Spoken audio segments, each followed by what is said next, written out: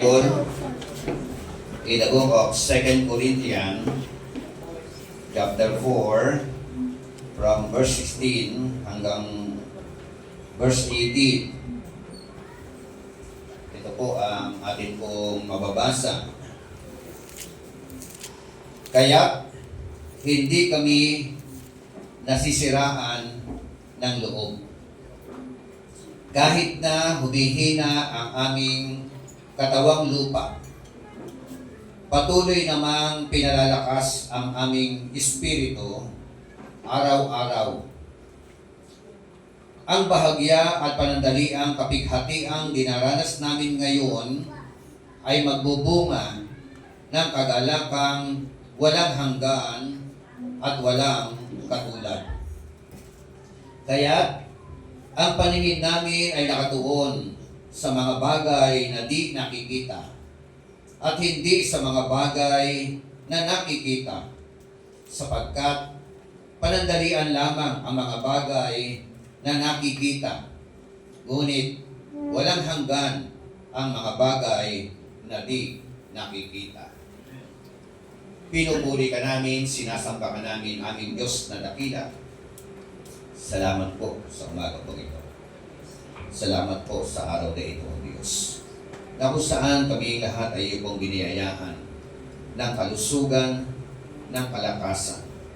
At dahil diyan, Panginoon, kami po ay nakadako sa lugar na ito upang magkaroon ng isang layunin. Layunin na ikaw, Panginoon, ay amin pong mapapurihan, sambahin, Panginoon. Luwalhatiin ang iyong banal at dakilang pangalan. Aming panalangin, ano man pong nasumpungan mo sa aming pong mga buhay, patawad po. Pakalinisin mo po kami lahat. At hayaan mo po, Panginoon Diyos, na sa amin po pagbubulay-bulay ng iyong mga salita, Santong Espiritu, ikaw po ang siyang gumalaw. Ikaw po ang siyang bumilos sa amin pong kalagitnaan. Gamitin mo po ang iyong panlingkod bilang daluyan ng iyong mga salita. At sa iyong mapagpalang kamay, tinatanggap na po namin ang basbas na iyon ang pong iginawad sa bawat isa po sa amin at sa mga salita mo, O Diyos, na aming pong pagbubulay-bulayan. Inaakit po namin ang tagumpay dahil ito po ay aming hinihiling sa pinakadakilang pangalan ng aming Panginoong Hesukristo. Ang lahat ay magsabi ng Amen. Amen. Palakpakan natin minsan pa.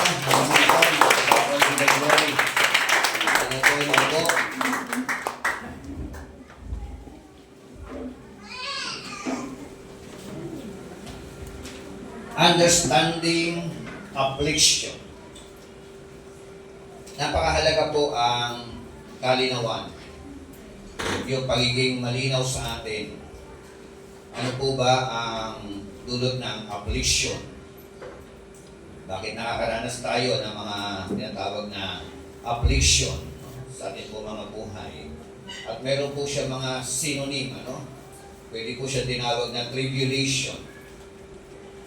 Pwede po siya tinawag na mga isalitang agony o distress, pain. So, kailangan po maging malinaw sa atin yung pong salitang ito na tinatawag na affliction.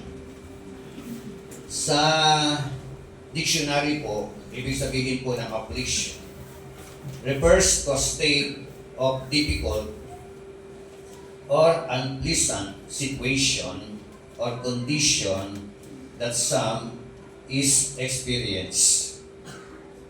Yan po ang ibig sabihin ng affliction. Referring daw po sa tinatawag na state of difficulty, yung kalalagayan, sitwasyon ng ating mga buhay, yung sitwasyon na ikaw ay nakakaranas ng unpleasant things in life. Yung bang karanasan na ayaw mong mangyari sa iyo, pero nangyayari. Hindi ko natin kayang kumbaga sana sugbain o kaya kontrolin, pigilan. Ito po ay pwede pong mangyari sa bawat isa po sa atin. Pero kung magiging malinaw sa atin yung tinatawag na affliction na ito, tayo po ay makakapag-move on at patuloy po tayong maglilingkod sa Panginoon in spite or instead that we are suffering pain into our life. Yung iba po kasi nakakalungkot. Pag nakakaranas ng mga problema, lumalayo kay Lord. Di po ba? Pag may suffering, pag may pain, pag may trouble, pag may financial problem, kinukumusta mo, bakit po kayo hindi nakapag-church? Eh may problema po. Ngayon, yung hindi mo ba pagsimba o pagdako sa gawain ng Panginoon, nasolusyonan ba ang problema? O walang nangyari, nakatunganga ka lang sa bahay mo at walang solusyon na naganap? Alam niyo po, sa totoo lang, kung malinaw sa ating, kung maayos yung ating mga perspektibo in connection to affliction, when you are in difficult situation, when you are experience trouble, trials, tribulation into your life, lalo kang kakapit sa ating pong Panginoon Diyos. Hallelujah. Sabi nga po, God does not permit affliction in our lives for the purpose of defeating us. Amen? Hindi inaalaw ng Panginoon na ikaw ay makaranas ng mga trials sa buhay para ikaw ay maduwahagi ng lubusan o malugmok ng lubusan. That is not the very purpose of God. Amen? But, sabi nga, for the purpose of benefiting us. Amen? Ang layunin, kaya pala dumating ang problema, kaya may dumating na trouble, is for you to benefit. Pakinabangan. Amen? Maging tungtungan ng ating mga pananampalataya. Kung ano man mga problema ang kinakaharap natin. There are different affliction in our life. Sometimes, physical, meron din ang tawag na mga chronic illness, sakit at karamdaman. Sometimes mental, emotional, relational, at siguro, marami po ang may problema, financial. Amen po ba? Amen. Pero gusto ko pong sabihin sa inyo na yan ay lahat ng mga problema na yan, ang Diyos ay may tugon at may kakayanang tumugon sa mga problema na kinakaharap ng bawat isa sa atin kung ikaw lamang ay totoo at tunay na mananampalataya, magtitiwala, ipagkakatiwala ang lahat ng ating mga suliranin sa kanyang harapan. Ibalik po natin ang palakpak kay Lord to God all the glory.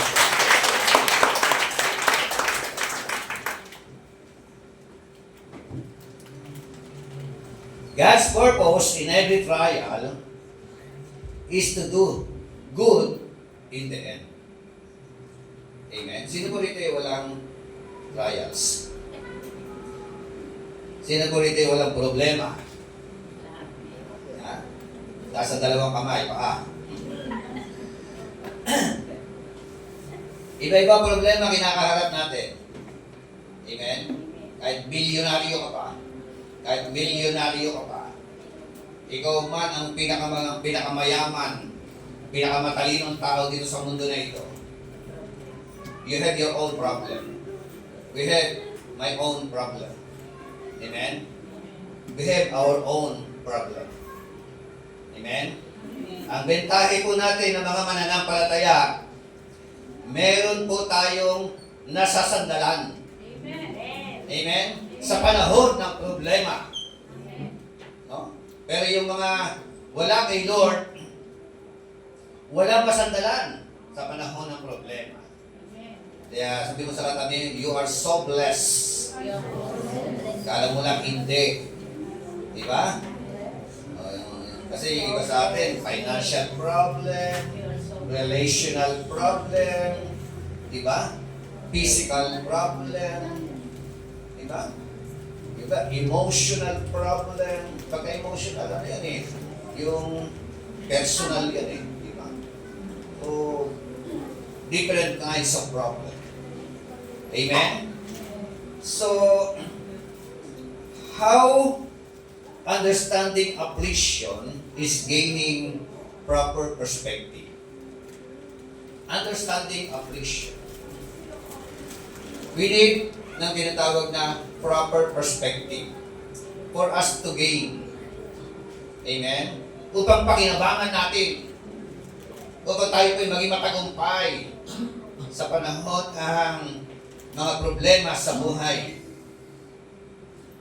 Naalala ko lang yung Deuteronomy na binasa kanina. Sabi daw sa mga Israelita, He led you through the vast and dreadful desert, the thirsty and waterless land, with its venomous snakes and scorpions. Dinala sila doon. No? Waterless land, di ba? Tapos walang pagkain, sandamakmak na mga ahas at mga scorpions, walang tubig, no? He brought you water out of hard rock. He gave you manna to eat in the desert, something your fathers had never known. Amen. Anong purpose? To humble you. Amen? Para subukan ko kayo, to test you, so that in the end, it might go well with you. Yun pala yung purpose, ano? Kaya may affliction na nakaranas yung mga pasaway ng mga Israelita. No? Pero yung mga nagpasaway, diba? May pasaway na nagpasaway, tinuturuan niya ng ganito mga bagay. Anong purpose? Anong layunin? To humble you. No? Maging mapagpakumbaba kayo para subukan kayo so that in the end, it may go well with you. Amen. So, halos karamihan sa atin dito, dumanas sa tinatawag na wilderness experience. Amen. Yung panahon na para magandang lagbay ka sa ilang. Di ba? No. Walang pambayad sa tubig. Walang pambili ng pagkain. Di ba? Tapos meron pa mga scorpion na iikot-ikot sa iyo. May mga snakes na nag-aabang sa iyo. Nakaranas nila, no? Alam ko, karamihan sa atin nakaranas natin. Ang mabuting balita, dinaanan lang natin. Dinaanan. Hindi nag-stay. Yan ang magandang balita. So, lahat tayo dumaan lang sa ganong karanasan. Kaya yung mga dumadaan pa lang. Hello. Kami dumaan na, di ba? Dadaan pa lang kayo. Alam namin kung anong meron diyan. Amen po ba? Amen. At ang mabuting balita, nung dinaanan namin yan, nahirapan man kami sa biyaya at grasya ni Lord na pagtagumpayan namin. Amen. Yung mga mabibigat na karanasan sa buhay. So, pagka naging malinaw ang perspektibo natin, mag-gain ka. Amen? Kung makikinabang ka. Una, how understanding affliction is gaining proper perspective. Sabi nga our affliction can work for us far more exceeding. Gumagawa pala ito. Amen? Yung sinabi kanina sa 2 Corinthians chapter 4. Basahin ko lang muli. Sabi ko ng 16 muna. O 17. Ang bahagya at panandaliang kapighatiang dinaranas namin ngayon ay magbubunga ng kagalakang walang hanggan at walang katulad. Amen. Eh sabi rin, no? Yung kapighatiang dinaranas namin ngayon ay magbubunga ng walang hanggang kaluwalhatian at kadakilaan na nagbibigay ng kapurihan sa ating mapagmahal na Panginoong Diyos. Amen? Amen.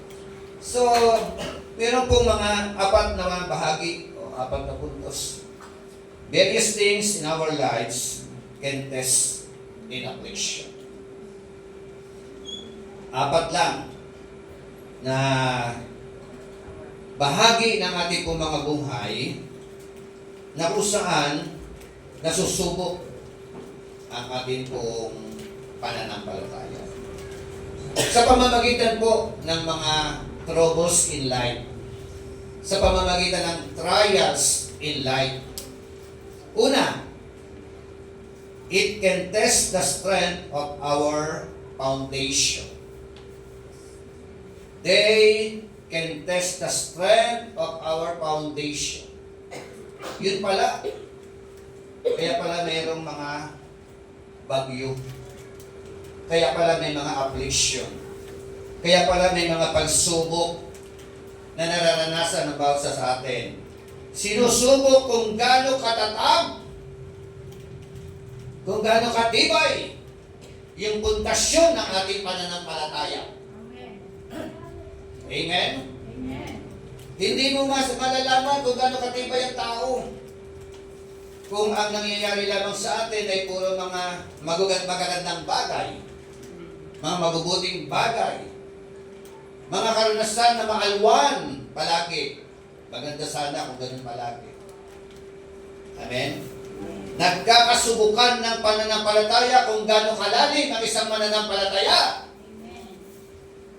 When you are experience difficulties into your life, hardness into your life, trials into your life.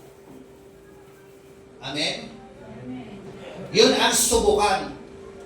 Kaya nga, lagi natin sinasabi, great trials, ang resulta nito, great triumphs. Amen? Sino po rito yung gustong great triumphs? Diba? Gustong-gusto natin yung dakilang tagumpay. Pero hindi mo mararanasan ng great triumphs kung hindi ka dadanas ng mabigat na pagsubok. Hello? Gusto natin great triumphs. Ayaw natin ng great trials. Yung resulta ka eh. Wala palang great triumphs kung hindi dadaan ng great trials. Hello? Amen. Yung bang mga panahon na dumarating ka sa punto na denying yourself. Wala ka na reservation for your own. Na para baga katulad sinabi ni Pablo, hindi na ako ang nabubuhay sa akin. Si Kristo na ang nabubuhay sa akin. At habang ako ay nabubuhay sa mundo na ito, ako ay nabubuhay para kay Kristo. Amen. Amen. Yun ang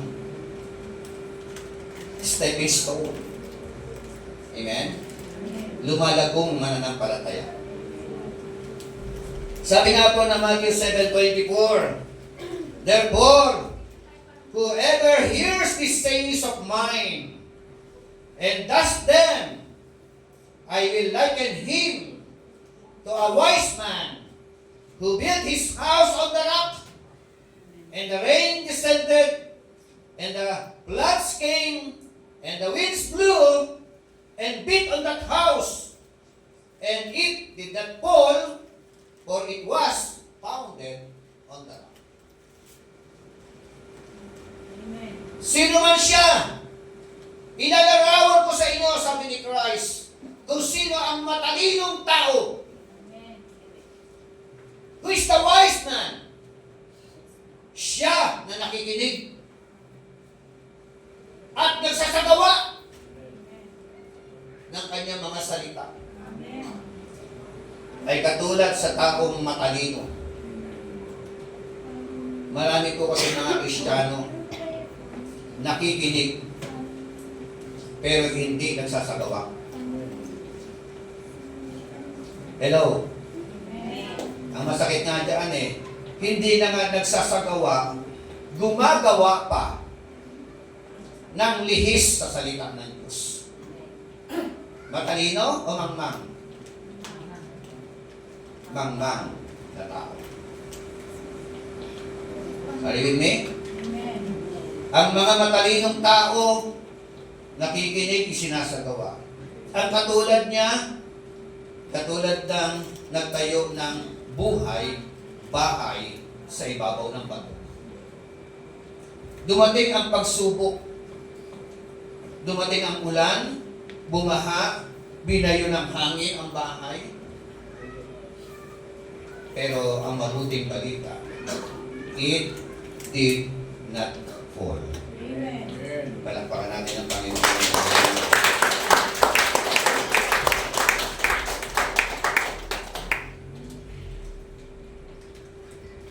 It can test. No? Sinusubok yung ating pong tatag ng pundasyon na pinaglagakan ng ating pananampalataya.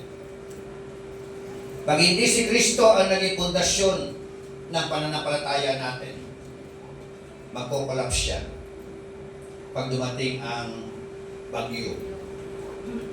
Amen? Amen. Pwede na niyo po, yung mga Kristiyano na nakakaranas ng trouble, ng mga problema, na nagko-collapse, hindi po si Kristo foundation. Biblical naman Minsan ang fondasyon, pera. Magko-collapse siya. Minsan ang fondasyon, tao. Minsan ang fondasyon, source of income. Hello? Pag lahat ng yan na naging pundasyon mo sa buhay, one of these days, pahihiyain ka niya. Hello? Amen. Lalo na ko yung tao. Kala mo, iniirog ka niya ka ngayon. Mahal na mahal ka. Diba? Nangangako pa. Susungkitin ang buwan at mga bituin. Hello? Pero bukas makalawa, yung nangako sa iyo ng mga magagandang pangako, naglahong parang bula. Hindi na nagparanta. Ang masakit niyaan, suma kabilang bahay. Alin? It can test the strength of our foundation. Amen? So, subok na. Pangalawa, it can test the genuineness of our faith. They can test the genuineness of our faith. 1 Peter 1:6-7. Ito po ang ating po mababasa. Gusto kong Tagalog basahin. Ito po ang sinasabi niya. Ito'y dapat ninyong ikagalak. Kahit na maaaring magdanas muna kayo ng iba't ibang pagsubok sa loob ng maikling panahon. Oh, di ba? Mabuting balita yan, di ba? Ano na dapat na maging maging attitude natin during the time of affliction, during the time of trials, dapat ka raw magalak. Amen? So, yung bang siyempre, pag may problema, may konting simangot ng konti, but deep inside ng puso, nandyan pa rin ang kagalakan dahil alam mo na meron kang Diyos. Meron kang Diyos na may kakayanan na tumugon, no? At magbigay ng mga solusyon sa problema ang kinakaharap natin. Amen? Sabi, dapat ninyo ikagalak. Kahit na maaaring magdanas muna kayo ng iba't ibang mga pagsubok sa loob ng maikling panahon. Take note, yung trials, it is not for life. Are you with me? Amen. Ang kahirapan, it is not for life. Amen. Are you with me? Amen. Oh. Sabi nga ni Ed Lapis, ang ipinanganak kang mahirap, hindi mo kasalanan. Ang kasalanan mo, kung kamatayan mo na ikaw ay mahirap pa rin. Are you with me? Amen. May paraan ang Diyos. Amen. Bibigyan ka ng karunungan kung paano ka makaahon sa mga kahirapan. Kung may problema ka sa relationship, pagkatiwala kay Lord. Amen? Family problem. Asawa mo, anak mo, diba? Pasaway. Pagkatiwala kay Lord. Cast all your cares upon our Lord Jesus Christ, for He shall sustain you. Amen? Palakpakan natin yung sa Panginoon. So, sinatanda po sabi, ang ginto, pagamat nasisira, ay pinatadaan sa apoy upang malaman kung talagang dalisay. Amen? Amen. Ang pananampalataya meron tayo dumadaan sa apoy ng affliction. Amen? Amen.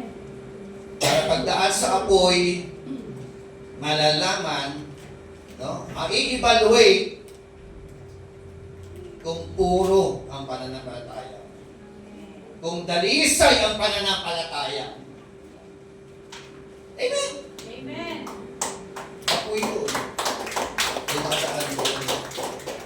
Kaya nakakalungkot kung minsan nakarinig lang tayo ng konting mga pasaring bumibigay ka na kagad. Ayun nakarinig ka lang ng hindi maganda doon sa kapatiran. Nag-react ka na kagad. Anong kasi pananampalataya yan? Wala pa nga beating that house Hindi ka pa nga binatukan.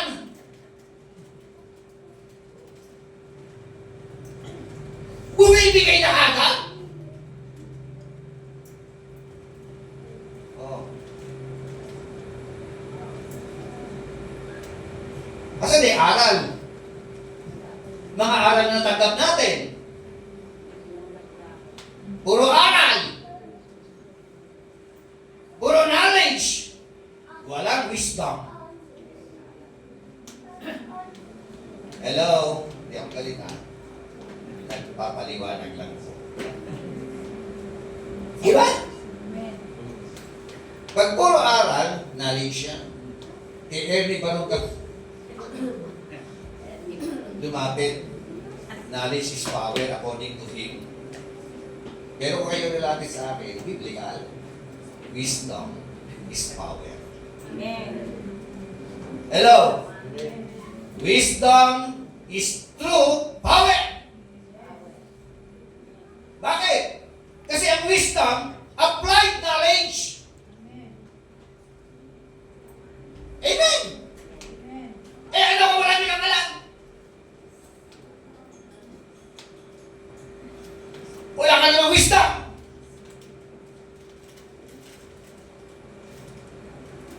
Are you with me? Sabi sa katabi mo, umayos ka. Ganito ka daw. Sabi talaga, eto dumadaan Parang ginto. Hindi pwedeng hindi dadaan Dadaan at dadaan sa apoy. Yan ang nakakalungkot na. Pagdaan sa apoy, collapse. Diba? Collapse. Bumigay na si brother. Si sister. Isa nga, nagme-meeting lang dyan Hindi na, nagpanukala. Hindi na tupan. Nag-walk out. Kasi pala naman tayo meron ka. Diba? May nag-chat sa'yo, negative. Ginantihan mo ng negative. Ano kasi pala naman tayo? Ano sabi ng Bible? Gantihan ninyo ng mabuti ang masama. Amen. Amen! Amen. Sabi ba ng Bible, gantihan ninyo ng masama ang masama. Diba? No choice ka. Kaya, hindi, pangalawa na tayo. They can, pangatlo na, no? Malinaw na po? It can test the genuineness of our faith. Amen. Genuine ba yung faith mo? Amen. Sana puro. Diba? Amen. Pangatlo, they can test our motivation of work. 1 Corinthians 3:12 to 15. O ating mababasa sa Tagalog Unang Korinto, Kapitulo 3, talatang 12 hanggang talatang 15. Ang sabi po,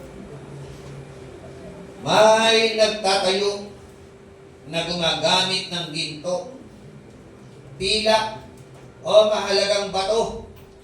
Mayroon namang gumagamit ng kahoy, damo, o dayami. Makikilala ang uri ng mga gawa ng bawat isa sa araw ng paghuhukom, sapagkat mahahayag ang ginawa ng bawat isa. Kung ang itinayo sa ibabaw ng pundasyon ay hindi masunog, tatanggap ng gantimpala ang nagtayo noon. Amen. Tapos sabi ko ng talata 15, ngunit kung masunog naman, mawawalan siya ng gantimpala. Gayunman, maliligtas siya. Kaya lang, para siyang nagdaan sa apoy. Amen. It can test our motivation of work. Amen. It is all about our ministry. It is all about our serving to the Lord. No? It is all about your work for the Lord. No?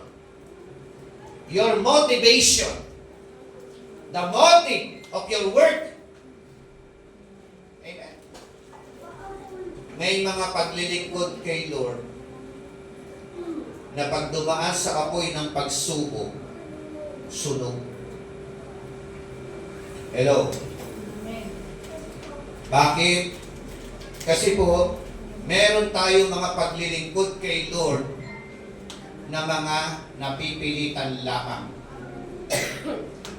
Hello? Sunog yan.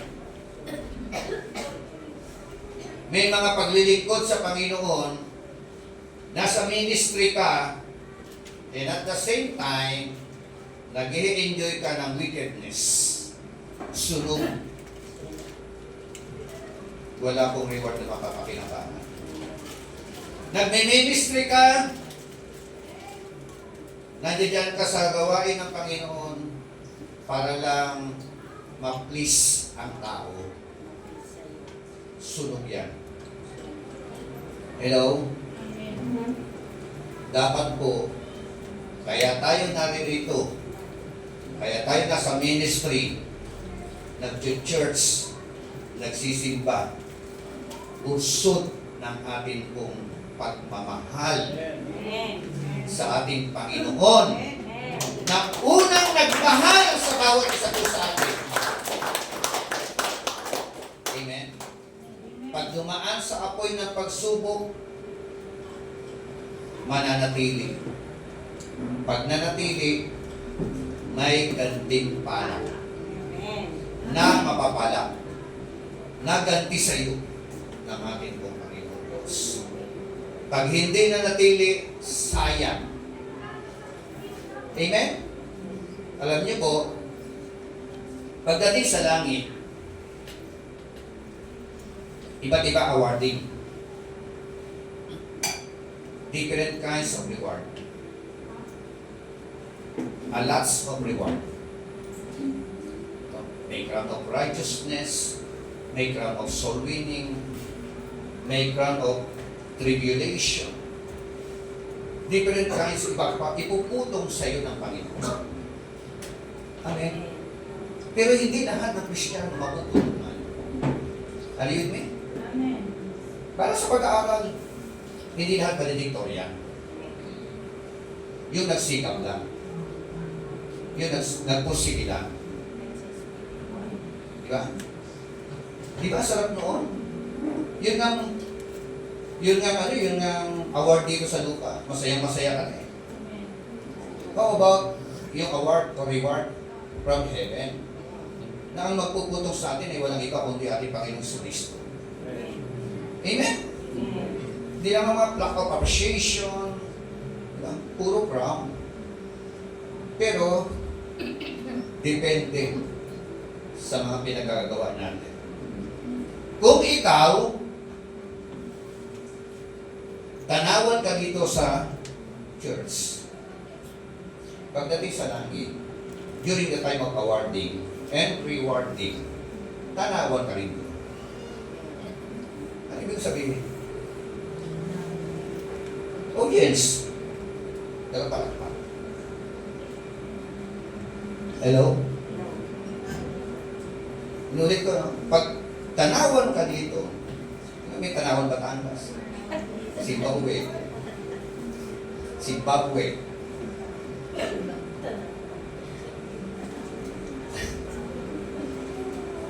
Church, hanggang malakas tayo, hanggang buhay tayo,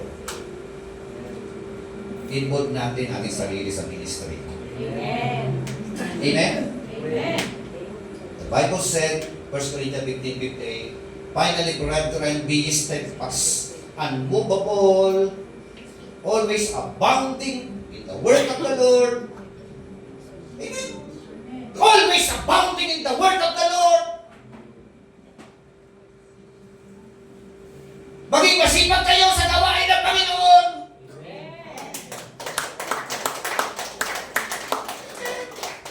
For as much as you know that your labor in the Lord, your sacrifice for the Lord, your work for the Lord, is not in vain. Palakpakan natin si Lord. Hallelujah.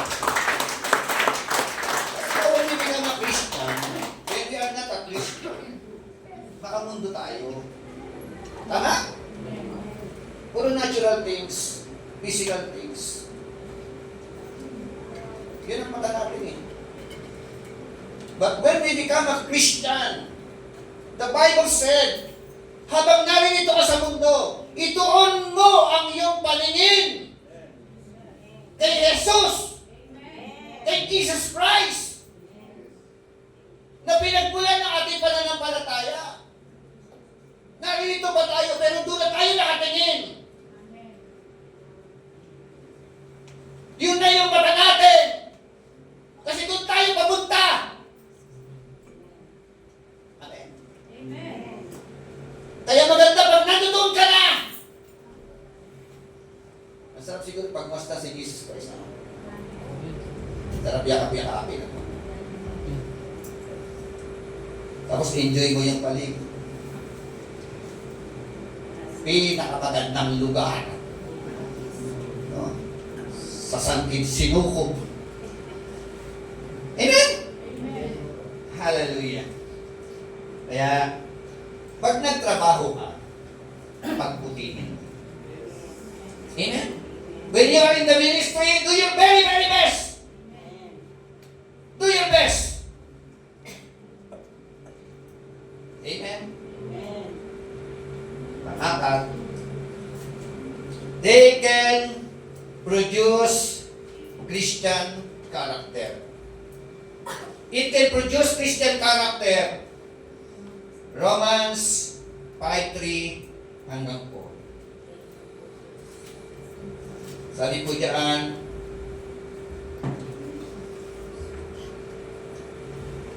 hindi lamang yan. Ikinagagalak din natin ang mga kahirapang ating tinitiis. Dahil alam natin ito'y nagbubunga ng pagtsatsaga. Amen. At ang pagtsatsaga ay nagbubunga ng mabuting pagkatao. Perseverance, ano? It produces godly character. Amen? At ang mabuting pagkatao ay nagbubunga ng pag-asa. Sino na may pag-asa? Yung mga matyaga. Na naging resulta ang pagiging mabuting pagkatao. Yun ang merong mga pag-asa. Amen? At hindi tayo binigo ng pag-asang ito sapagkat ang pag-ibig ng Diyos ay ibinuhos na sa ating mga puso sa pamamagitan ng Espiritu Santo na ipinagkaloob sa atin. Amen. It can produce Christian character. Bakit? During the time of affliction, nadudurog ka. Amen? Nadudurog. Nagiging humble ka. Natututo kang tumingala at lumapit sa ating mapagmahal na Panginoon. Amen? So, ano po yung apat na bagay? What are the four very things in our lives can test in affliction? Ang una, it can test the strength of our foundation.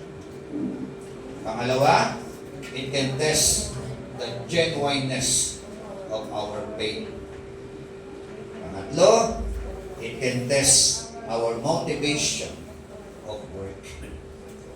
At panghuli, it can produce Christian character. Tingnan mo nga yung katabi mo. Kawangis na ba ni Kristo? Tayo po tayo lahat. Purihin ka, Panginoon. Sambahin ka at luwalhatiin. Salamat po sa mga aral na iyo pong itinuro sa amin sa umaga po ito. Salamat po sa mga katotohanan na meron pala malaking pakinabang kung kami man ay dumaranas ng mga troubles in our life. Kung kami man ay nakararanas ng mga affliction in life. Salamat po dahil proven namin, Panginoon, lalo tigit kami na mga mananampalataya matagal na, O Diyos. Na dati rin po namin naranasan ang pagiging hikahos. Naranasan, Panginoon, ang mga troubles in our life. Relational problem, physical problem, financial problem. At higit sa lahat, Panginoon, yung spiritual problem. Dati rin, Panginoon, marami sa amin ang hikahos, hirap sa buhay. Pero pag-ikot ng mundo, Panginoon, pag-ikot ng gulong ng buhay, sinamahan mo po kami, pinagtubayan mo po kami, iniangat ang aming po mga buhay. Dati kami mga nahihirapan. But by your mercy and your grace, inipan mo kami, Panginoon. Binigyan mo po kami ng oportunidad to enjoy all these blessings. Ang prayer namin, Panginoon, help us to humble ourselves. Maging mapagpakumbaba kami sa iyong harapan, Panginoon. Dahil yun ang layunin mo, Panginoon. Salamat po, Diyos. Dahil sabi mo pa sa mga salita, all things work together for good. It is for our good. To those who love God, to those who are called according to your purpose. Ang aming panalangin, Panginoon, o pasasalamat, una sa mga dumanas na mga mabibigat na pagsubok, pero nalagpasan. Napagtagumpayan namin ito. Thank you, Lord. Thank you so much, Lord. Hinango mo po kami sa lusang na kalagayan. Kami po, Panginoon, na mga nagtagumpay, ay nananalangin in behalf sa mga kasalukuyan at daranas ng mga mabibigat na pagsubok sa kanila po mga buhay. Iunat mo po ang iyong mapagpalang kamay para sa kanila. Turuan at tulungan, Panginoon Diyos, na sila po ay maglaga ng tiwala at pananampalataya sa iyo, especially during the time of great trials in life. Hindi lamang sa loob ng iglesia ito, maging sa akabuti ng aral na ito, Panginoon Diyos. Walang bagay na imposible sa iyo, Panginoon. All things are possible with you to those who believe. Sino man siya, Panginoon, na nakakaranas ngayon ng wilderness experience, nasa loob man siya ng iglesia ito, Panginoon, kalimunan na ito, I pray for him, for her, O God. Iunan mo po mapagpala mo kamay. Nasa online man siya, Panginoon, aabutin ang aral na ito, Panginoon. May sakit at karamdaman. We believe, Lord, na hindi ka nagbabago. You are the same. Yesterday, today, and forever. Kung nagpagaling ka noon, magpapagaling ka ngayon, Panginoon. Hallelujah. Kung nagpaginhawa ka noon, magpapaginhawa ka ngayon, Panginoon. Kung nag-restore ka ng mga relationship noon, Panginoon, na nawasak, magre-restore ka, Panginoon, ng relationship na nawasak. Kung nag-ayos ka ng buhay noon, Panginoon, mag-aayos ka ng buhay ng sino mang babae at lalaki na tunay na naglalagak ng tiwala sa iyo, Panginoon. Kung nagligtas ka noon, Panginoon, magliligtas ka pa rin ngayon.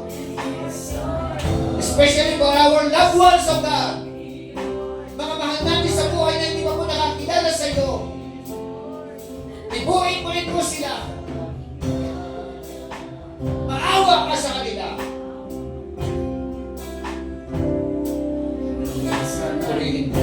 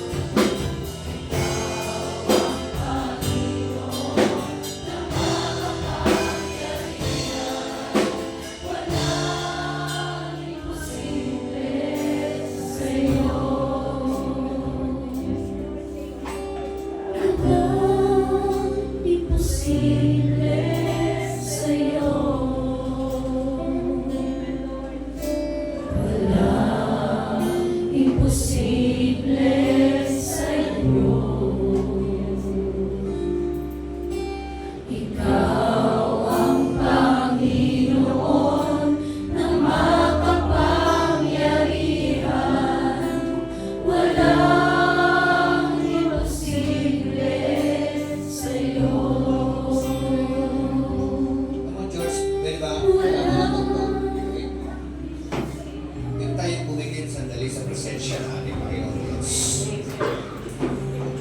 At habang nakapikit tayo sa presensya ng ating Panginoon, just meditate His goodness. Yung kanyang kabutihan, kung paano kanya inangat mula sa dating kawalan, kahirapan. Ngayon ay iniyahan ka ng Panginoon. Meditate the goodness of God. Kung ikaw man ay nakakaranas ngayon ng great trials, gusto ko sabihin sa iyo, isa lang naman ang gusto ni Lord eh. Cast all your cares upon Him, for He shall sustain you. Pagkatiwala natin sa Kanya. Sa mga nagtagumpay, kung ating babalikan yung ating nakaraan, di ba? Di ba napaka-imposible yung kalalagayan mo ngayon? Pero yan ka na.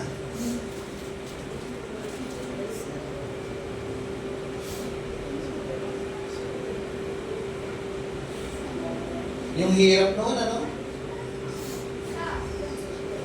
Nung araw, ito lang, nangangarap ako. Sabi ko, sana dating ang araw. Yung mga pagsisimba, mga nakakotse. May mga magagandang buhay. Noon, pangarap lang yun. But it shall come to pass.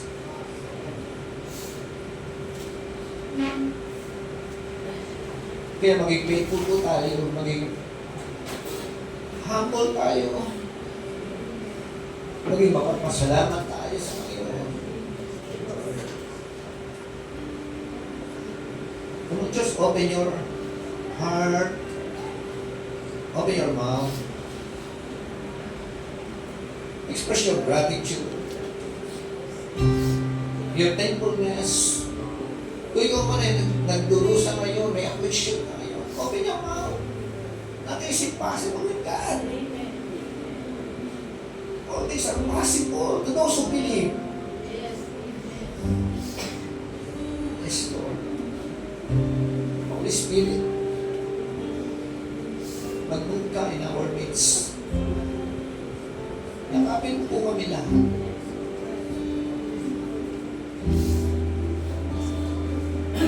Awitan pa po natin ang Panginoon. Haranahin natin ang Panginoon. Awitan natin siya from the bottom of our hearts.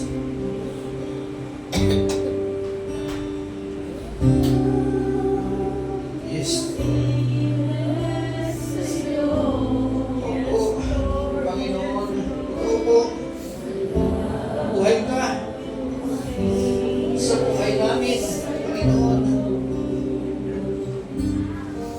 Kita namin kung paano mo po kami, Panginoon, sinamahan. Kung paano mo kami pinaglaban. Kung paano mo po kami, Panginoon, inayag ang buhay. Imposible sa'yo.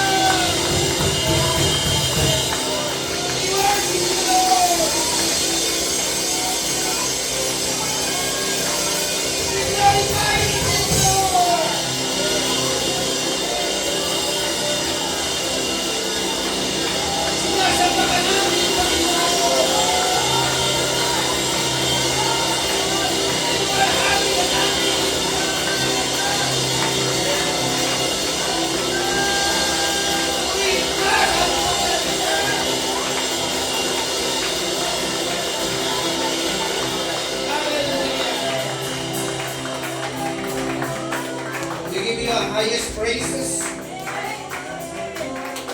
Glory and honor. It is for you alone, Almighty God. For you alone are worthy. Praise the God. Hallelujah. Hallelujah.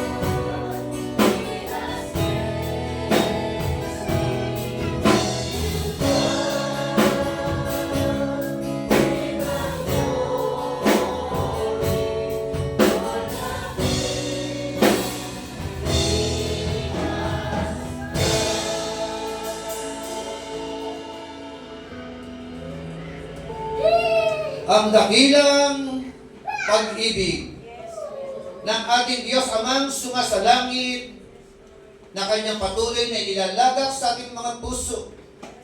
Ang biyaya at grasya na nagmumula sa ating mapagmahal na Panginoon Jesucristo na nagdudulot ng kaligtasan at ang walang hanggang pakikipisan ng Diyos Espiritu Santo na siya nating gabay, patnubay at dakilang tagapagtulong.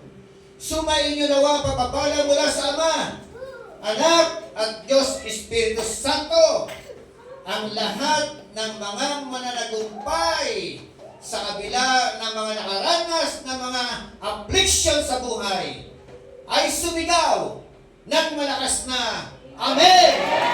Amen!